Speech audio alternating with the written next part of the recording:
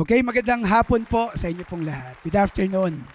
It is my joy and honor. I am humbled and honored this afternoon to be your speaker. At habang ini-introduce ako ni Pastor Sev, ay yun na pala yung aking mga tawag po dyan, how I will be introduced. Parang akala ko ay kukunin na ako ng karwahing apoy habang tumutugtog po ang ating pong piano. Pwede po bang makisuyo, kung di naman po kalabisan, yung ilaw po dito? Pwede po bang madilim? Sige, di bali po. Okay? So kasi pagka ikaw ay magpi-55 na, 5 taon na lang magsi-senior na po ako, medyo isa po sa aking pong nakikita ay medyo lumalabo yung aking mata. Okay? Pero anyway, ay salamat sa Panginoon. Pwede ko po bang mahilingan ng bawat isa na sabihin nyo sa mga katabi nyo, I bless you in Jesus' name. Ayan. Sabihin mo rin sa kanya, salamat, naririto ka. Yes. Alam niyo, napakabuti ng Panginoon. Amen po ba? So sa pasimula pa lang po ng ating pong programa sa awitan, thank you Sister Micah sa anak po ni Pastor Paul. Sabi ko, grabe, napaka-baby face ni Pastor Paul. Pero siya pala ay meron ng apo. At yung nag-lead, sabi niya, very proud na sinabi niya, Pastor, yung pong nagsusong lead at yung isa pong naririto, mga anak ko po yun. At isang nagigitara ay anak ko po yun. Kaya napakasaya po na yung pong isang pastor ay kasama niya po sa paglilingkod ang kanyang pamilya. Sabi nga po ni Joshua, doon po sa book of Joshua chapter 24 verse number 15, as for me and my house, we will serve the Lord. Alam niyo, wala na pong pinakamasarap sa buhay na makasama po natin ang ating pamilya sa paglilingkod sa Panginoon. I thank the Lord for my beautiful wife na kasama ko po. For without her po, medyo magiging mahirap ang aking journey sa paglilingkod sa Panginoon. Kaya palakpakan natin yung mga pastor's wife. Sister Len, maraming salamat po. At talagang palagay ko kahit si Pastor Paul ay medyo may karamdaman. Yung pagtayo pa lang ni Pastor Len dito, talagang feel the po natin ang paggawa ng Panginoon. And thank you also kay Pastor Seb, kay Ma'am Sel, at sa lahat po ng mga members, sa lahat po ng mga bumubuong na mga opisyales ng Mount Zion Assembly of the Faithful. 37 years, wow, palakpakan nga po natin sila sa Panginoon. 37 years, okay? Na nung una ay hindi po natin maunawaan na ito pala ay sisimulan ng Panginoon at gayon po'y pinagpatuloy 37 years. That means 13,514 days of God's faithfulness to your church. 13,514 days. Let's try to imagine how many thousands of days na meron na pala ang Panginoon ay naging mabuti sa inyong buhay, and 324,342 hours na ang Panginoon ay naging mabuti sa inyo. Never a time na ang Diyos pinabayaan po ang inyong gawain. Mula doon sa pagkukwento ng paano nasimulan, kung papaano po sa isang maliit na lugar, maliit na trapal, inuulan, binabaha. Those were the days na doon tayo po ay nagpasimula ng hakbang ng pananampalataya.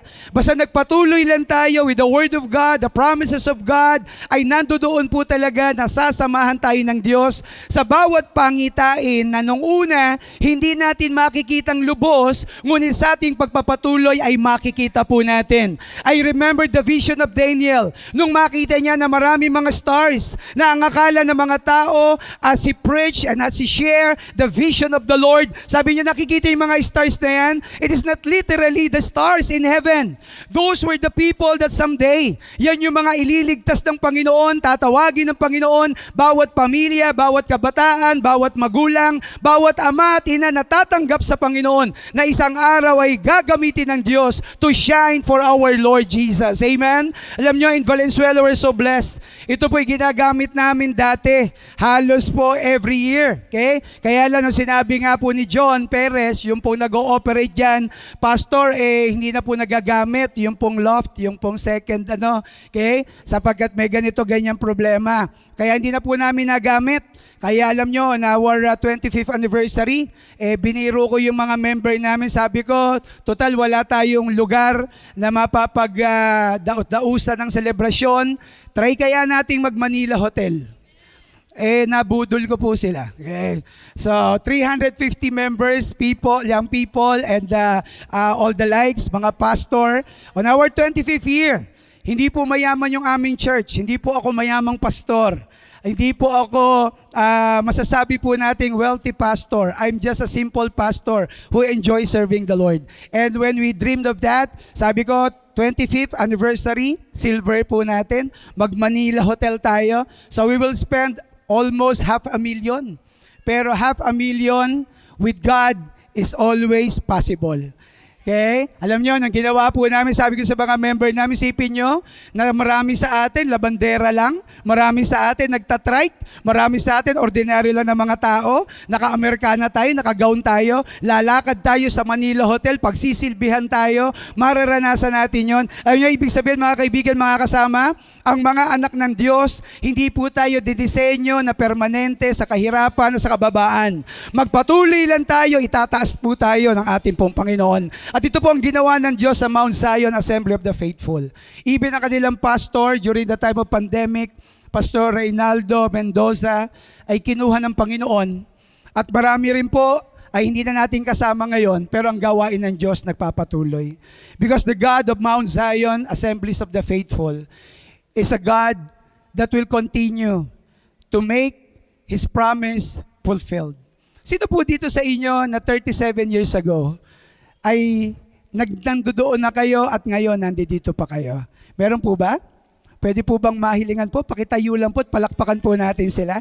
Sige po ma'am, yung mga bago ko pong mga tita, mga ate. Sige po, tayo po kayo, palakpakan po natin sila. Sige po ma'am, we'd like to recognize you. Bigyan po natin ng malakas na palakpak.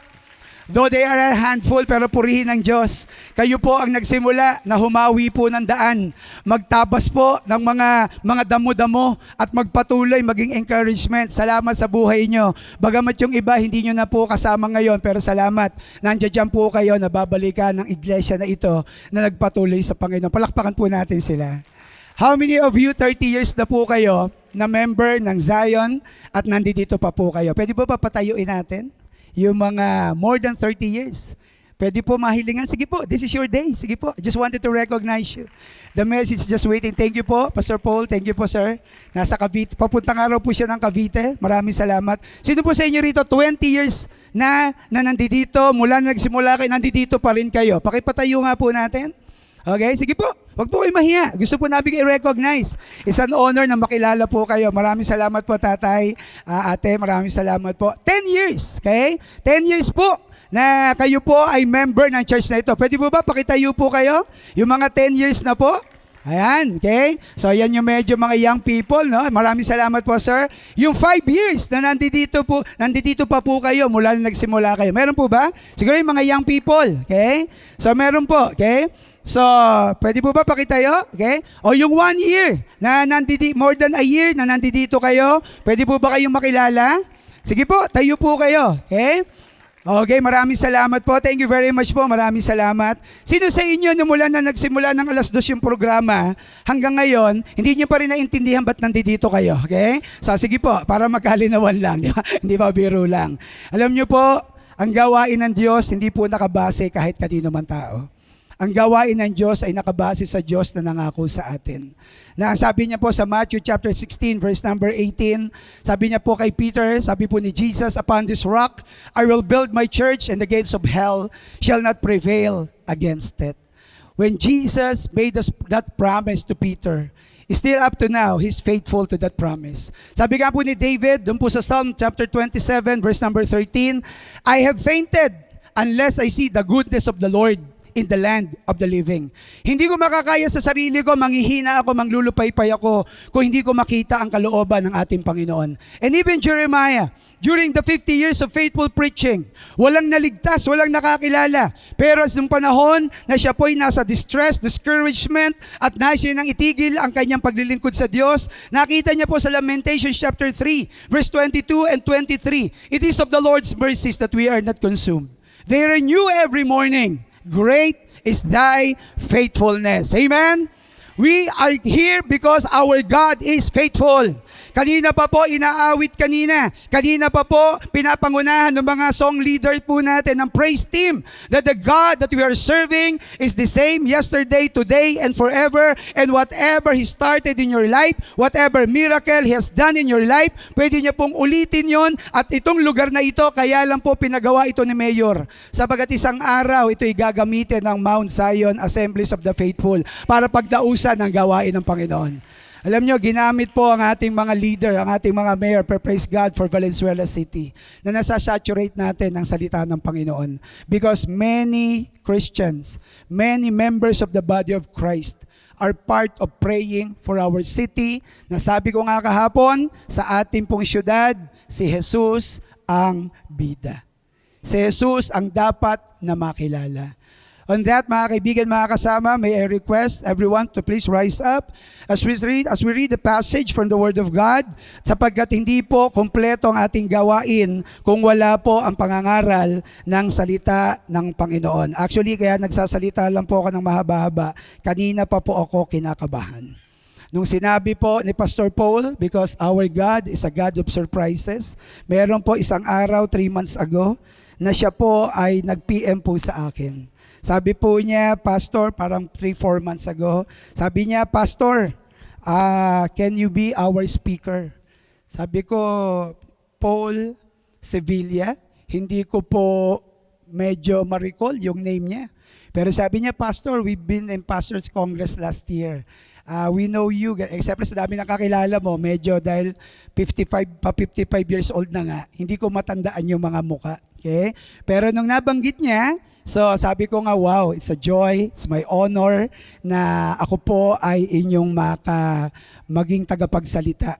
And then we have a wonderful dinner together with Pastor Seb, Ma'am Len, Ma'am Sel, and Pastor Paul. At sabi ko, napaka-humble naman ng pastor na ito. Napaka-simple ng pastor na ito. At doon ko nakita that the Lord has something in store for us sa hapon po na ito, because I believe na hindi loloobin ng Diyos na nandito po kayo kung wala pong plano ang Diyos na gamitin at pagpalain po kayo. Let us read the passage from the book of 2 Corinthians chapter number 4 in verse number 8 up to verse number 12. Okay? Actually, the whole chapter po yung ating tatalakayin, but for the sake of time, ay basahin po natin. Pwede po ba samahan po ninyo ko ng malakas sa pagbasa? Ready, begin. We are troubled on every side, yet not distressed. We are perplexed, but not in despair. Persecuted, but not forsaken. Cast down, but not destroyed. To always bearing about in the body the dying of the Lord Jesus, that the life also of Jesus might be made manifest in our body. For we which live are always delivered unto death for Jesus' sake, that the life also of Jesus might be made manifest in our mortal flesh. So then, death worketh in us, but life in you. Let us all bow our heads and let us pray. Heavenly Father, we thank you and we praise you for this wonderful opportunity that we can gather ourselves together to worship your name. For the life, for the testimony of Mount Zion Assemblies of the Faithful. Remembering those days, remembering those times when they started, those times that they have been persecuted, they have been tried, many disappointments and problems, but still, they claim your promises and they cling to your word. That's why they are here right now, being a testimony, an inspiration to a lot of people, that our labor in the Lord is not in vain. Lord, you bless your message. Itago niyo po ako sa iyong krus, hindi po ako makita kundi po ikaw. At hayaan mo, Panginoon, ng iyong pong mga salita ay maliwanag, na makita po namin kung paano ito'y pinangaral ni Apostol Pablo many years ago. Lord, I pray for all the people that are present here right now, na hindi po sila babalik na kagaya ng dati sa kanilang mga tahanan at mga ministeryo. Palakasin, pagpalain, at ang iyong banal na Espiritu lamang, O Diyos, ang mag-control sa lahat ng bagay.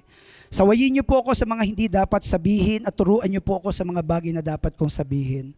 Lord, I pray that your name may be glorified. Thank you, Lord Jesus. O Holy Spirit, you take over.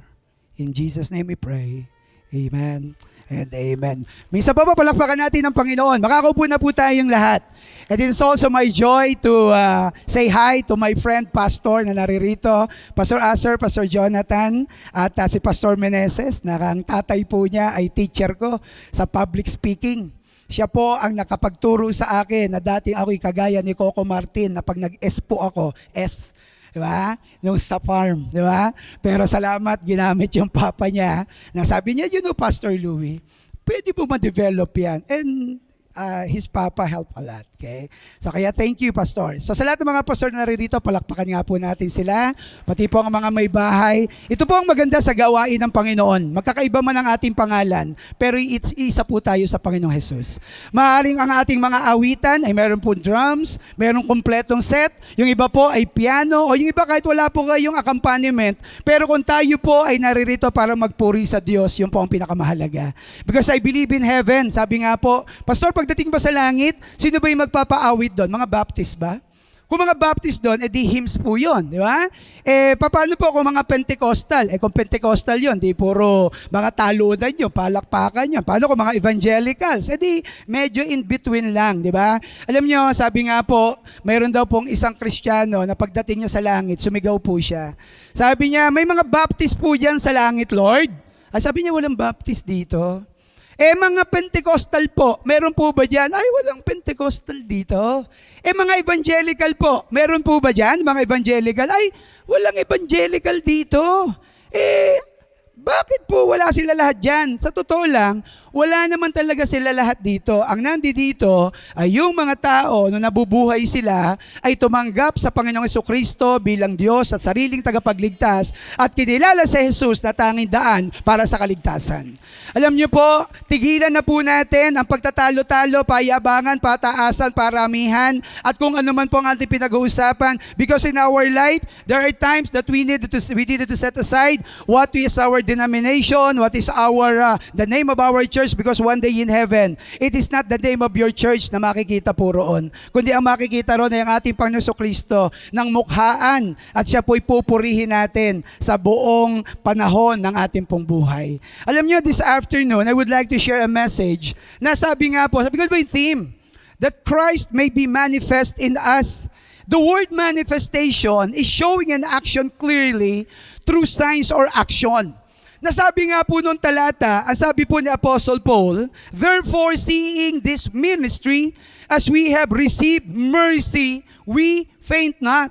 Alam po natin mga kaibigan at mga kasama, si Apostol Pablo, ang siya pong malinaw na makapagbibigay ng mensahe at konteksto dito sa ating binasa.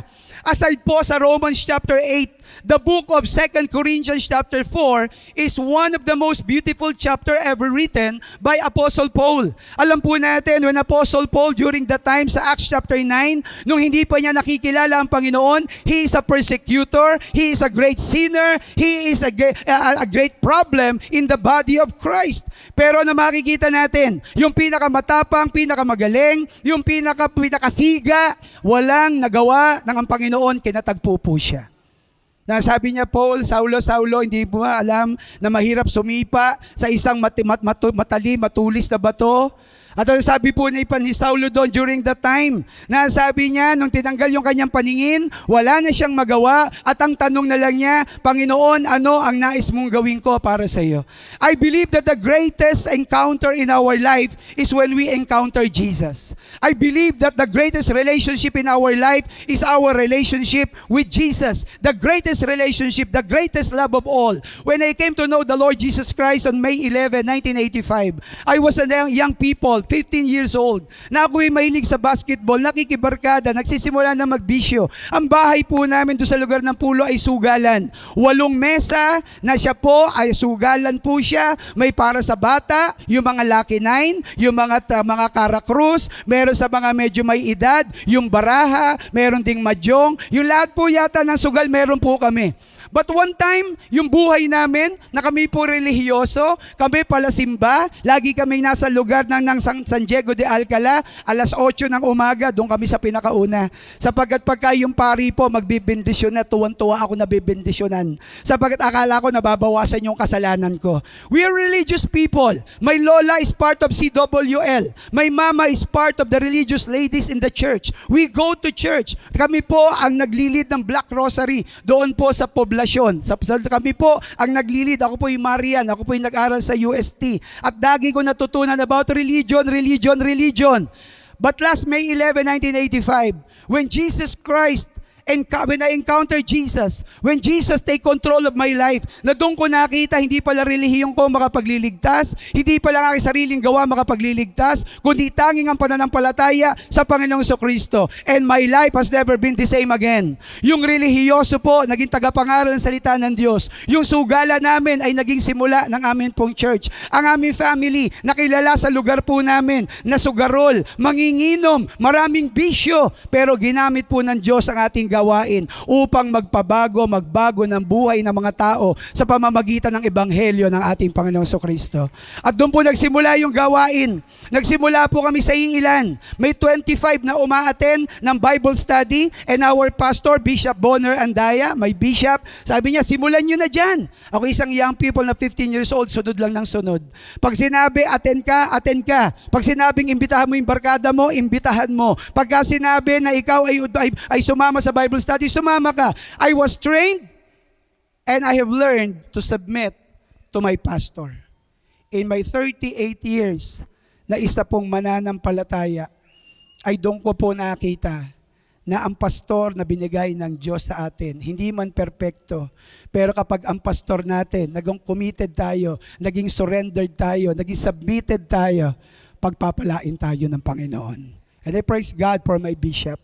Ngayon po, medyo may sakit na siya, nahihirapan na po siya ng lumakad-lakad, pero I praise God. 38 years ago, the same pastor, the same bishop that I have is still the same bishop that I have right now. Because I believe that we will not be measured according to our intelligence. We will not be measured according to what we have accomplished. I believe that God values loyalty in the ministry. That's why we thank God for Pastor Mendoza. Siya po ang nagpasimula, sila po ang nagpasimula, but even up to now, palakpakan din natin si Pastor Paul, si Pastor Seb, na nagpapatuloy ng gawain ng Panginoon. Sa oras po na ito, talaga pong ang technology napakaganda pagka ikaw marunong. Pero pag nagkukunya-kunyari ka lang, hindi ko alam bakit tumitigil. Kaya yung asawa ko po nandito. Pasensya na po. Okay. So dito makikita po natin, okay? So, hindi po kasi ako talaga sanay na may PowerPoint. Pero wag po kayo mag-alala, automatic po itong PowerPoint ko. Pagka mag-iisang oras na, tumitigil po tayo ng kusa, pumuputok po ito. Kaya sensitibo po ako sa oras. Sapagkat ang pastor, na maikli magsalita, mauulit yan. Pagka mahaba, magkita na lang po tayo sa langit. Okay.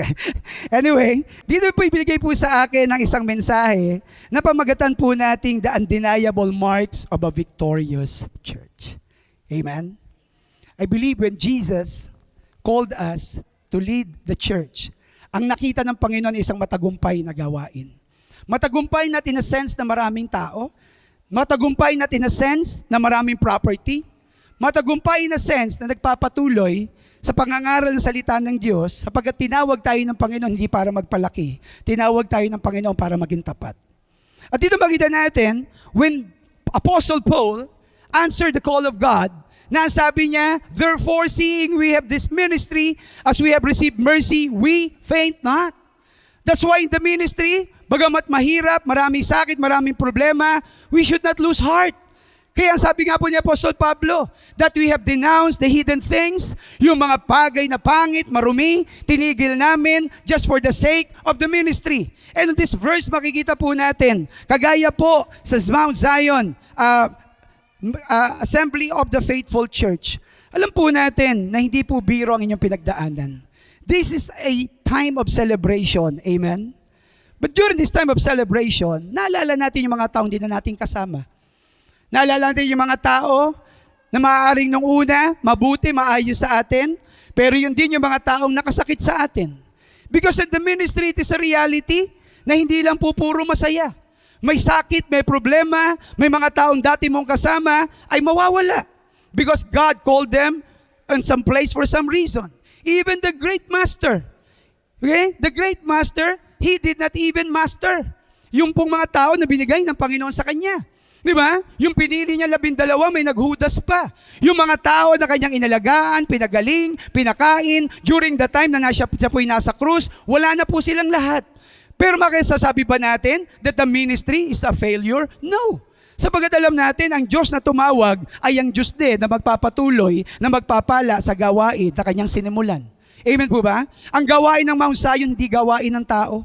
Maging ang bawat sa ating gawain, mawawala tayo isang araw, pero magpapatuloy ang gawain ng Panginoon. There's a saying that winner never quits, and the quitter never wins. But there's no doubt there are times when winners feel like quitting. Amen po ba? May mga pagkakataon sa buhay natin, we feel like quitting. Sabi nga, when the going gets tough, the tough gets going. But there are times when the tough wants to get back to our old ways. May mga pagkakataon sa buhay natin na hindi laging masaya, hindi laging encouraging, hindi po lagi na masaya ang buhay natin sa ministry. Pero brothers and sisters, Mount Zion, to all the pastors, to all the leaders that are here, kahit anong hirap ang inyong nararanasan, huwag po nating iwanan ang gawaing pinagkatiwala ng Diyos sa atin. Sapagkat ang Diyos na meron tayo kailanman, hindi po tayo iniwanan. Alam niyo po, never give up. Being victorious means you are to stay at a task when you feel like giving up. Hindi po natin ma-enjoy ang ating pong na-enjoy ngayon. Hindi natin ma-enjoy ang program na ito kung tayo po ay tumigil. Isipin po ninyo kung nung panahon na tayo po ay nagka-problema, na-discourage, may mga taong gumawa ng di maganda sa atin, tumigil po tayo, nasa na po kaya tayo ngayon? Tandaan natin mga kaibigan at mga kasama, na sabi nga po ng Panginoon doon po sa 1 Corinthians chapter 15, verse number 57 and 58, but thanks be to God which giveth us the victory through our Lord Jesus Christ. Be steadfast, unmovable, always abounding in the work of the Lord, for as much as you know that your labor in the Lord is not in vain. There were times that what you're doing toward the Lord may be parang baliwala. But hindi ako naparangalan, hindi ako na-appreciate, hindi ako napalakpakan, hindi ako na-recognize. Hey people, hey Mount Zion members, hindi po tayo nandito para tayo palakpakan ng tao. Hindi tayo nagpapatuloy para purihin tayo ng tao. Hindi tayo nagpapatuloy para tayo po ay regaluhan ng tao. Nagpapatuloy tayo because one day up in heaven, the great rewarding time, the great reckoning, the great remembering, the great awarding will happen when Jesus even himself, nasasabihin niya, well done, my good and my faithful servant. Mount Zion, Assemblies of the Faithful Church, masarap ang pinapalakpakan. After this anniversary will be posted to the Facebook and a lot of people will appreciate you. Thank you. A lot of people will be blessed, will be inspired. Thank you. But always remember, hindi po ang palakpak ng tao ang ating pong inaasahan, kundi ang palakpak po ng ating Panginoon.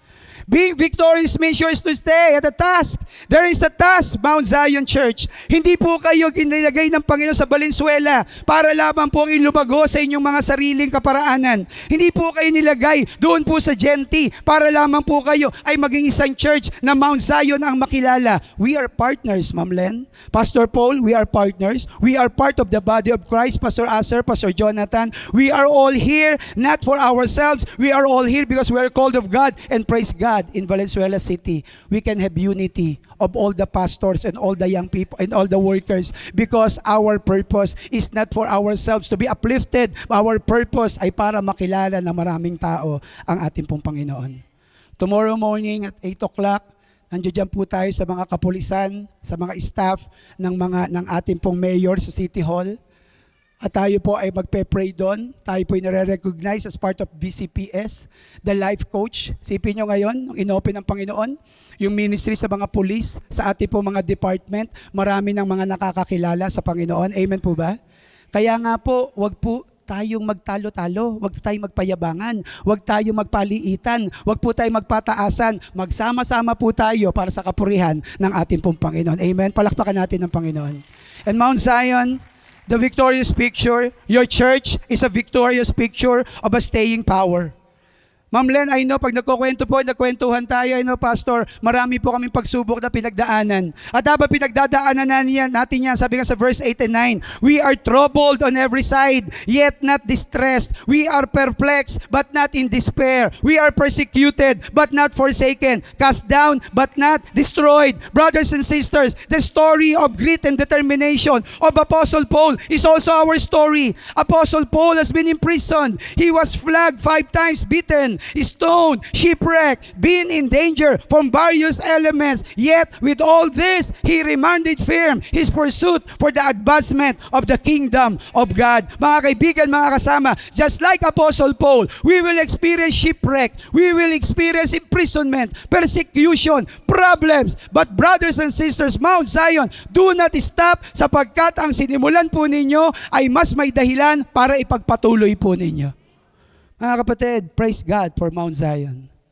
In this verse, sinabi po, we are troubled on every side, but there are yet not. We are not.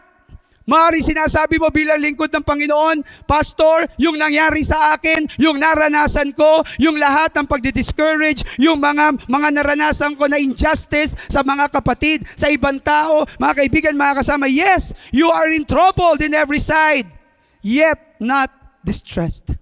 We are perplexed, but not in despair, persecuted, but not forsaken, cast down, but not destroyed, because your humbling moment, your broken times, your deepest moment, your darkest moment, that is the time where God's presence will be there, and God has something in store for you. Kaya wag ho nating takbuhan ang mga problema. Wag ho nating talikuran ang mga problema sa ministry.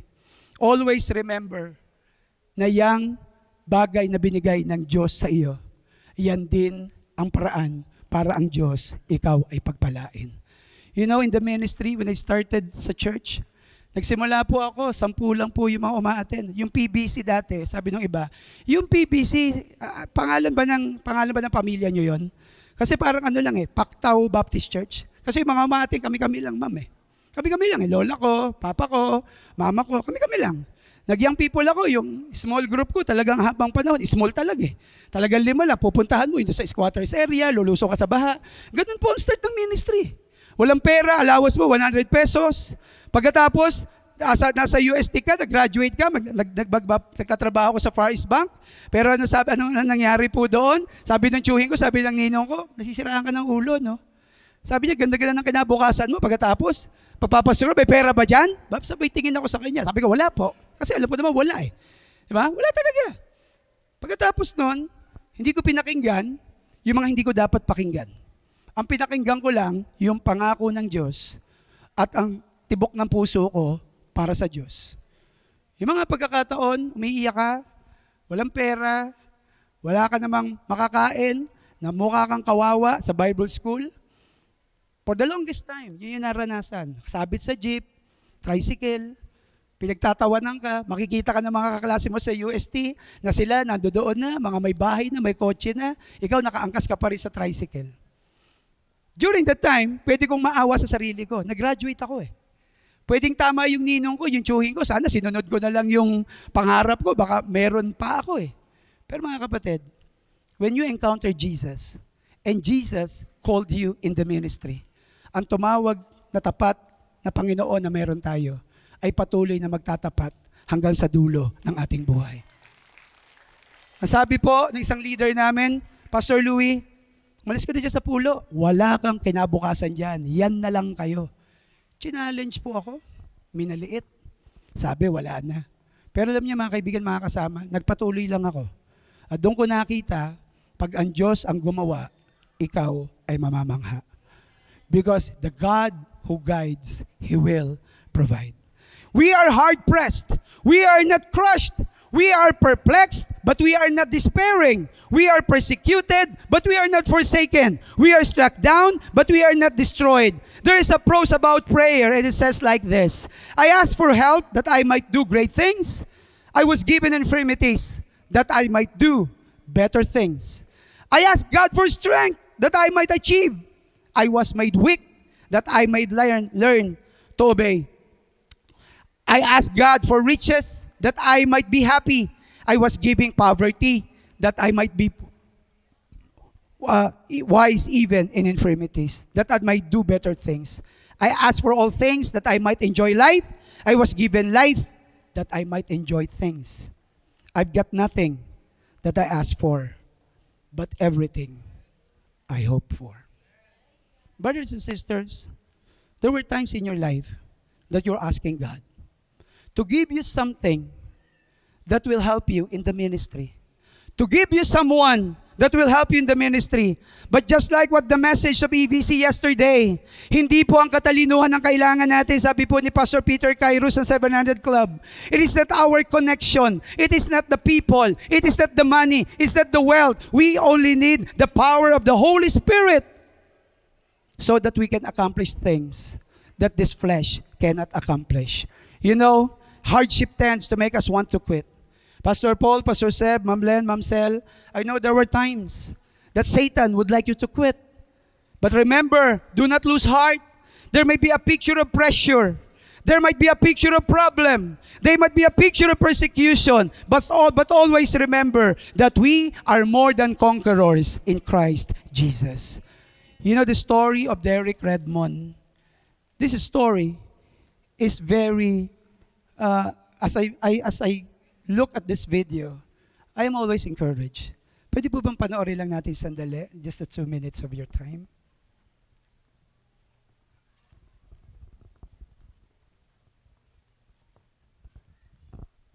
This is a story of Derek Redmond.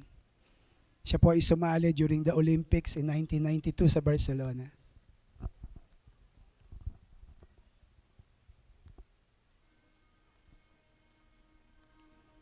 He's prepared to be the champion. He's prepared to be at the first place. Excited po ang young man na ito. All the hopes of his country. Derek Redmond was favored to medal in the Olympic 400-meter sprint.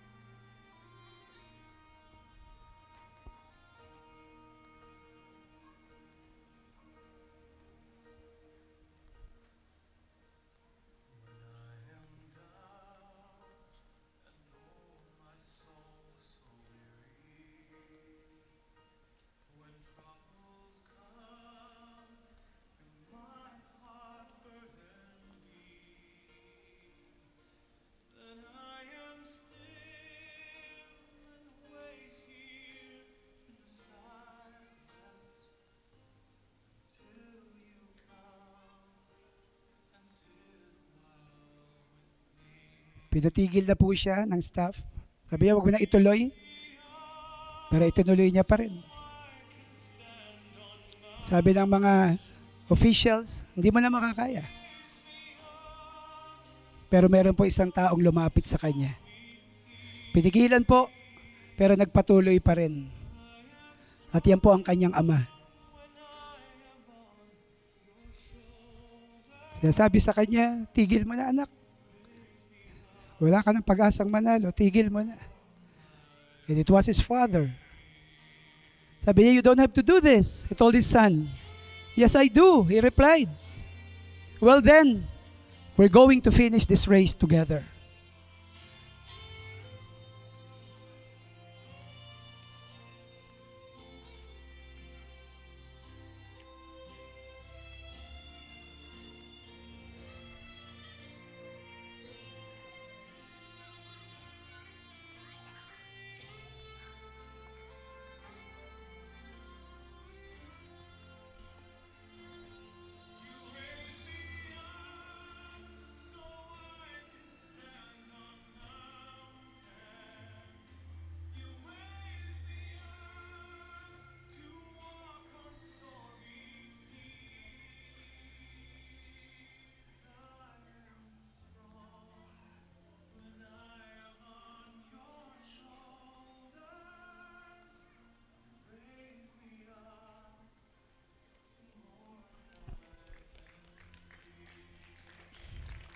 Mount Zion, Assemblies of the Faithful, your life may be like Derek Redmond at kagaya rin ng bawat isa sa atin.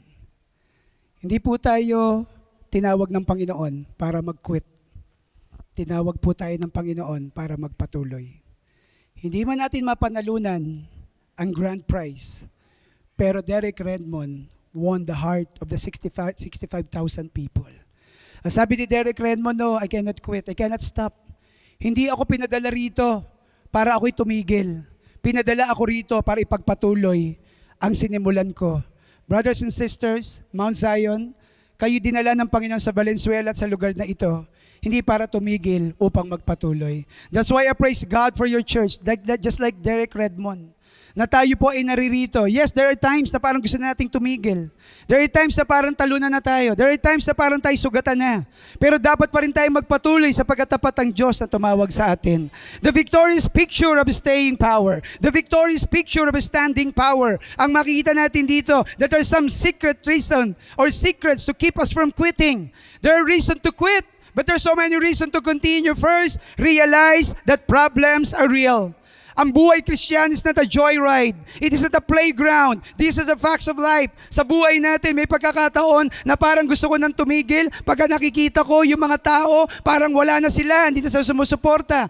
Nung nakunan po, Sister Marie, parang gusto ko nang tumigil. As people called me, hindi kayo couple. Hindi na kayo magiging pamilya. Hindi magiging effective ang ministry mo. Wala kayong anak. Those were the hurting words. And there is their reason for me to stop. During the time pinagawa yung building, sabi ko hindi naintindihan ng iba. Yung pong in-order na buhangin, kasama yung kapatid ko, si Brother Onel, maral at 10, 11 o'clock in the evening, biglang umulan. Yung buhangin habang nagpapagawa kami, sabi ko, Onel, samahan mo ako. Hawakan mo yung sako, ako ang magpapala. Sapagkat yung 600 pesos na halaga ng buhangin during that time, hinayang na hinayang ako, nakakainin lang, lilimasin lang ng baha. Yon ang karanasan ng taong nasa ministeryo na alam mo wala kang pera. Sapagkat kailangan mo yung ipunin, tipirin sa kasi wala kang pera. Ang sabi nga, hindi mo maiintindihan ang pagbubuhat ng isaan niya na timba, na puno ng tubig, na bara-bara ka na maitapon yan. Bara-bara ka kahit matapon yan, kahit maubos yan. Wala kang pakialam dyan kapag hindi ikaw ang nagsalok. Pero pag ikaw ang nagsalok, every inch of the way, every steps, iingatan mo bakit? Pinaghirapan mo yan eh. That's why a lot of people, a lot of believers, a lot of members, they have all the guts pag nasaktan sa church, pag na-offend sa preaching, pagka hindi na napansin, ayoko na dyan, nakakatisod ang pastor, nakakatisod ang preaching, nakakatisod ang mga kapitbahay, ang mga kapatiran.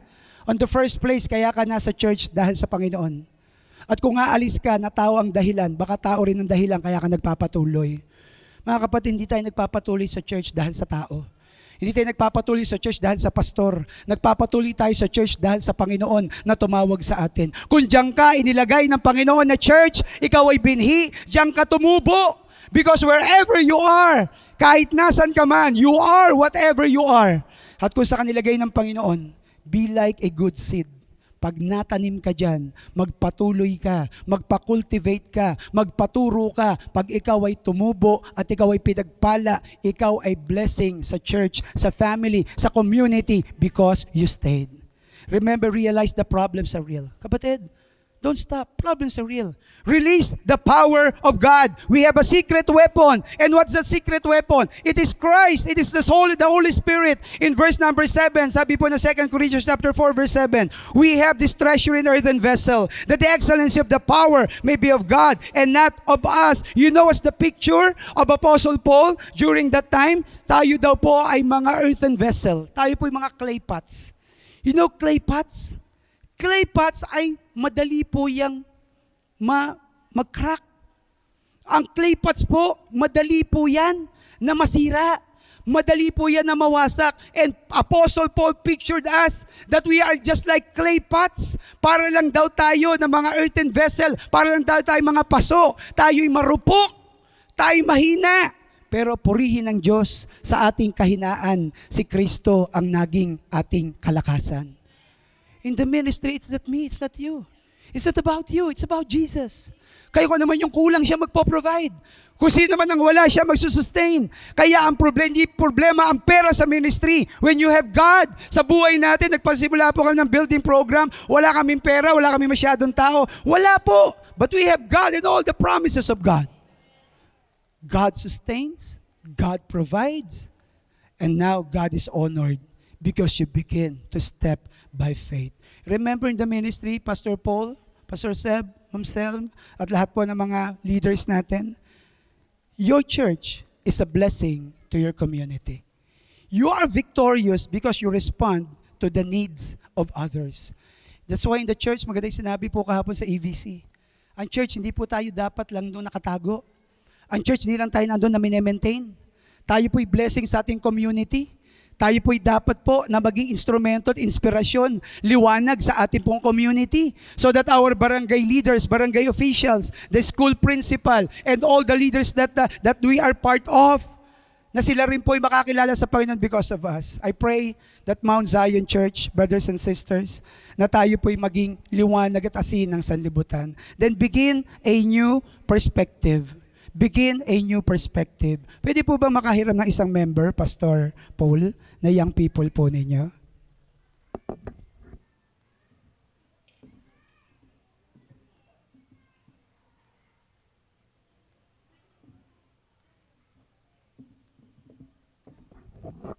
Brother, pwede ba kitang mahiram? Ngayon pa lang, humingi na ako ng paumanhin sa'yo. Kung ako'y mapatawad mo sa gagawin ko. Pakihawakan mo lang to. Palakpakan po natin si Brother Joben. Dalawang battle. This not original. This not originally comes from me. Nakita ko lang po ito. Brother Joben? Kamusta? Yan. Youth leader sa church? Member. Ay, huwag mong lalanglangin yung mga member. Diyan nagsisimula yan. Pwede ba yung coke na yan? Pwede ba pakikalog mo? Usod ka lang dito. Dito ka. Kalog mo lang. Kalog mo lang. Yung mga taga-pulo, pakiready na lang mamaya. Total, marami naman janitor tayo dati. Kalugin mo nga. Pwede ba pakilakas mo pa? Pakitaas. Medyo dito. Medyo patalikod. Medyo pa ganito. Ayan. Sige pa. Tuloy mo lang habang nagsasalita ako. Tuloy mo lang. So this picture of the bottle of Coke, a soft drink, and a picture of a bottle of water. This church experienced a lot of shaking. Shaking. Problems, persecution, pangangailangan, Pastor. A lot of shaking, just like many churches today. My friend, Pastor Aser, is here. He experienced a lot of shaking sa family. I know yung time na umiiyak siya, hindi niya alam siya sa kukuha ng pambayad ng matrikula ng anak niya. Time na nagkasakit ang asawa niya, namatay ang kapatid ng asawa niya, hindi nila alam saan sila pupunta. Tuloy mo na yung shaking. Umiiyak, malungkot, pero praise God, nagtapos yung anak niya. Palakpakan natin si Pastor Aser. Magpupulis na yung anak niya ngayon. Shaking. Tuloy mo pa lang, Brother Hoben. Tuloy mo lang, ha? Tuloy. Ang shaking na to, kagaya ng buhay ng maraming church. Maraming shaking, pera, problema, members, everyone, everything. We have shake. Ako nag-shake na shake din. Nawalan kami ng anak, namatayan ako ng ama. Marami kaming problema pinagdaanan. Mga members that say bad things about you. Shaking. So, pwede ba pakibuksan natin, Brother Hoben? Buksan mo lang. Pakilakas mo lang.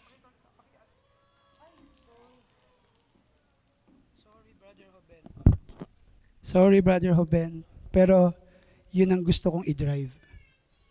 Yung sa kanya, tumapon, natalsikan siya, pwedeng nadumihan siya. Pero yung sa akin, hindi. Inom ka na lang konti. Sabi mo, palakpakan natin si Brother Hoben. What's the picture? Thank you, Brother Hoben. Pwede ka na makabalik. Yan. Balik ko na lang yung pantalon mo. Saan makakita ako sa ukay. What's the picture? What's the lesson? Bawat isa sa atin, bawat church members, bawat pastor, bawat manggagawa, bawat isa sa atin, nakakaranas tayo ng shaking. Pero yung kay Brother Hoben, tumapon, sumabog. Pero yung sa akin, hindi. So what's the picture? It is not the shaking that will hurt you. It is not the shaking that will stop you. It is not the shaking in your life. Problems, persecution. That will not stop you. So what will stop you? What is in your heart?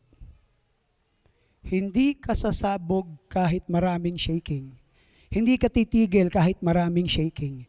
Hindi ka hihinto kahit maraming shaking kapag ang puso mo ay nakalaan sa ating Panginoon. Maraming shaking sa buhay. The church will face a lot of shaking. A lot of problem. A lot of needs. A lot of people who will hurt you. A lot of people who will stab your back. A lot of people that will say nasty things about you. Na kahit anong buti mo, kahit anong good motive mo, they will say something. Ang Mount Zion, even though you are good to many, you are good to some, but still, marami sa atin hindi pa rin matutuwa. But remember that you have a victorious picture of a successful power because the foundation and the owner of the church, hindi po siya naging bigo. Sabi ng Matthew 16:18, and I also say unto thee, Peter, that nasabi niya po rito, upon this rock, I will build my church, and the gates of hell shall not prevail against it. Brothers and sisters, we have this amazing ministry. We have this valuable treasure. We have this confident faith. We have this eternal perspective. Remember that the purpose of difficulty is not that the life of Christ but be made manifested through us. So that sabi nga po ni T. Austin Sparks, men glory in their self-possession, self-direction, and their powers of control and execution in what they can do. But for us, it should be glorifying, not in being our own, but in belonging to the Lord for what He can do. Brothers and sisters, God can do better things in your life, greater things in your life, if you just continue to serve Him. You know, sabi po ni Paul, sa verse number 8 hanggang verse number 12, and here I close. And here is the manifestation. Here is Jesus is manifested. Can we go back po on the verse 2 Corinthians chapter 4? Tayo pong lahat ay magsitayo at basahin po natin ang sabay-sabay. Sabay-sabay po natin. Come on church, come on people. As we close our message, remember Mount Zion, you are a victorious church because of your staying power in Jesus. You are a victorious church because you have a standing power in Jesus. You are a victorious church because you are a successful church through Jesus.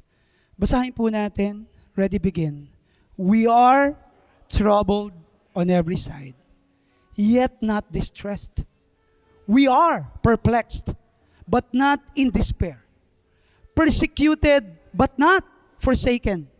Cast down, but not destroyed. Always bearing about in the body the dying of the Lord Jesus, that the life also of Jesus might be made manifest on our body. For we which live are always delivered unto death for Jesus' sake, that the life also of Jesus might be made manifest in our mortal flesh. So then, death worketh in us, but life in you. Brothers and sisters, members, Christians, ang sabi ni Apostol Pablo, halos mamatay-matay kami para manatili sa dakilang pagkatawag ng Diyos kay Kristo Jesus. Para sa dakilang loyalty sa cross, halos mamatay-matay kami. Ang sabi po niya, that worketh in us, but life in you. Pastor Paul, Pastor Seb, all the leaders, the pastors, the members of Zion, Mount Zion Church, Mount Zion Assemblies of the Faithful. Okay lang. Okay lang. Na kahit parang mamatay-matay na tayo, para lang ang iba ay mabuhay para kay Kristo. We have our sufferings. We have our discouragement. Gumagawa ka na ng mabuti, may mga nagsasalita pa ng di maganda sa iyo. Nagpapatuloy ka na, may nagdi-discourage pa sa iyo. The pastor, Our motive in the ministry is not about money. Kung money po, sana nagtrabaho na lang kami. In the ministry, you don't always have money. Marami po dyan. Walang panggatas ang anak. Hindi mabayaran ng kuryente. Nahihiya sa community, kumakatok ang naniningil. Pastor yon. Maraming pastor halos mamatay-matay na. Walang pambili ng gatas sa anak. Kahapon sabi ni isang pastor, Reblo, pwede po ba kausapin niyo sa registrar? Wala po akong pambayad sa ticket eh. 2:00 na po, di pa po kumakain yung asawa ko. Pastor, walang 500 pesos na pambayad sa ticket. Pero sabi ko, Pastor, it's okay. Gawa natin ang paraan. Pastor, minsan, at the midnight, Pastor, Reblo, may problema. Ganito. Pastor yan. Pero sabi ko, nakakahanga itong mga pastor na to. Ang mga ministry nandun sa malapit sa basurahan, nakatrapal lang, wala namang pera. Ang motor kakarag-karag, but they are ministering. Pero yun yung essence ng manifestation sa Church Mount Zion. Ang sabi ni Apostol Pablo, so then death worketh in us, but life in you. That's why you should pray for your pastor. You should cherish your pastor. You should support your pastor. You don't know gaano kahirap isang gawain na walang pastor. Hindi po kami perpekto. Pero kagaya ng sabi ni Apostle Paul, death worketh in us, but life in you. Mount Zion Church, hindi nagkamali ang Panginoon na kayo tinawag ng Diyos. Hindi nagkamali ang Panginoon, nagpapatuloy kayo. Maaaring maraming hirap, sakit sa buhay.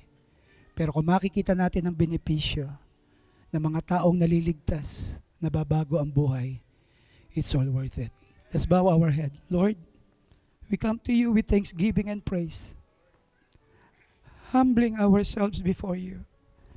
As we listen to the word of the great Apostle Paul, hindi niya siguro naintindihan, kami pala ay makakapakinig ng mensahe na ito. Kami pala kakausapin mo sa mensahe na ito. Every Christian, every believer has a ministry. That's why we thank God for the 37 years. Sapagkat may nagpatuloy kaya umabot ng 37. Pero alam natin, minsan sa buhay, marami po gusto na mag-quit. Gusto nang tumigil because of the hardship. Ngunit ang Diyos na tumawag sa atin, hindi nagkamali.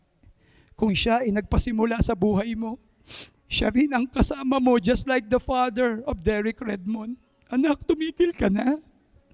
Hindi ka na mananalo. Pilay ka na. Hindi po.